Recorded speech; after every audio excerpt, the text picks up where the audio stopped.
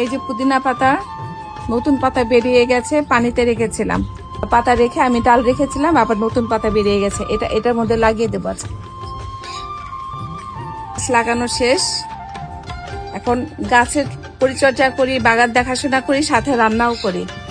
এই যে ছাদের লাউ, আজকে লাউ দিয়ে বটু এখানে আছে, এখানে রান্না করছি আজকে গরুর মাংস দিয়ে ছাদের লাউ রান্না করব।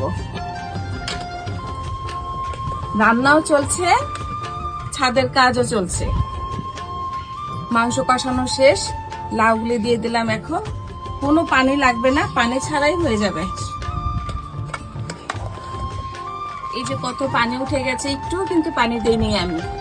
আর বাজারের লাউ কি হয় যে সিদ্ধই হতে চায় না, কিংবা পানি উঠে না, আলগা পানি দেওয়া লাগে। কিন্তু এই ছাদের লাউ একদম টাটকা লাউ, কোনো পানির দরকার হয় না। এই যে পানি সুন্দর উঠে গেছে, এই পানিতে সিদ্ধ হয়ে যাবে। কি সুন্দর একদম লাউগুলি গলে গলে গেছে। এই যে বড় বড় করে কেটেছিলাম, এই যে গলে গেছে।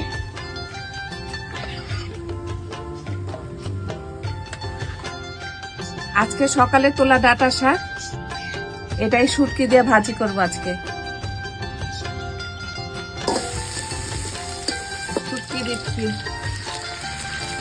শুটকি দিয়ে ভাজি করলে ভালো লাগে খেতে। কি ঘ্রাণের থাক ভরে গেল আমার, এত সুন্দর ঘ্রাণ। শুটকি শেষ হয়ে গেল। কতগুলি শাক তুলেছিলাম, কতটুকু হয়ে গেল।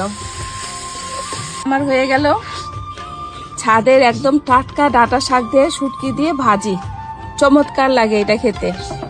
আর হচ্ছে একদম কচি লাউ দিয়ে গরুর মাংস রান্না। আপনারা কি কখনো খান এভাবে গরুর মাংস দিয়ে রান্না করে? খেয়ে দেখবেন, অনেক মজা।